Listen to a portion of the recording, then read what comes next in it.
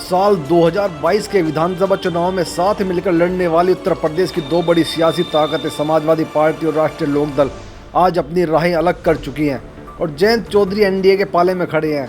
लेकिन सपा अध्यक्ष अखिलेश यादव का एक ताज़ा बयान सियासी गलियारों में बड़ा तूल पकड़ रहा है।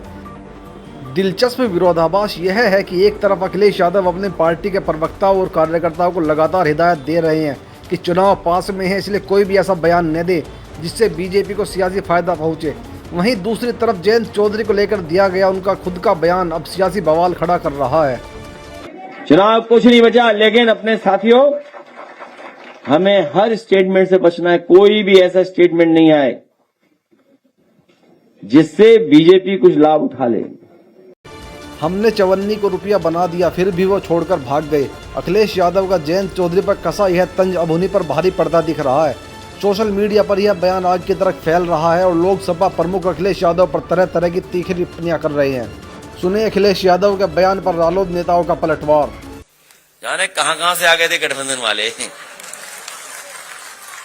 बताओ, हम लोगों ने चवन्नी का रुपया बना दिया, तब भी हमें छोड़ के चले गए। मुजफ्फरनगर से राष्ट्रीय लोकदल के वरिष्ठ नेता सुधीर भारतीय का बयान। कर्मजफ तेरे बाप को धेले से रुपया बनाने वाले श्रद्धेय चौधरी साहब का पोता है वो। राष्ट्रीय लोकदल के समर्थक मुकेश सिंह सोशल मीडिया पर लिखते हैं, अगर चौधरी साहब ने नेता नहीं बनाया होता तो ये परिवार सैफई में ही खेत की मेड़ छीलने के लिए लगे रहते, लखनऊ और दिल्ली में शायद दिखाई नहीं देते। टीम सोनू छोकर राष्ट्रीय लोकदल के सोशल मीडिया पर सक्रिय कार्यकर्ता। इन्होंने लिखा है कि जिनके बाप दादा का जीवन बाबा के घर झाड़ू पोछा में गुजर रहा था, झाड़ू पोछा वाले को सीएम बना दिया। अब उनके सपोले जनता को बताएंगे खुद की जिंदगी टोटी चोरी में निकल रही है। जब जिनके बाप दादा चौधरियों की कोठी पर हुक्का भरा करते थे, आज उनके बेटे हमें एहसान गिनवा रहे हैं।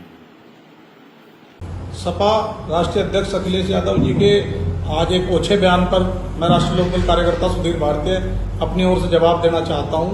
मैं बता देना चाहता हूं अखिलेश यादव जी, आप अपने परिवार का, अपनी पार्टी का इतिहास पहले जान लें। कहां से उठ के आई, किन किन लोगों के एहसान के बोझ के तले आप लोग दबे हुए हैं और उन आपका इतिहास है कि उन सभी को आपने धोखा दिया है। तो धोखे की बात तो आप अपने मुंह से कीजिए ही मत। लेकिन एक बात याद रखना कि आपने सोती हुई किसान कौम को जगा दिया है और ये किसान कौम अपने नेता का ये अपमान अब भूलने वाली नहीं है। और 2027 में ये बयान आपके लिए भस्मासुर साबित होगा और ऐसा साबित होगा कि आप जीवन भर पछताएंगे इस बयान के लिए। आपको अभी एहसास भी नहीं है आपने कितनी बड़ी बात ये चौधरी साहब के लिए बोल दी है। चौधरी अजीत सिंह जी ने अगर तबस्सुम हसन न लड़ाई होती तो आज आपकी हिम्मत नहीं थी पश्चिम उत्तर प्रदेश में आप पैर रख ले। आप हमें धोखेबाज और गद्दार बोलते हैं। इस अपनी वाणी को विराम दीजिए, इस पर लगाम लगाइए, वरना वो समय दूर नहीं कि आपको पश्चिम में पैर नहीं रखने दिया जाएगा।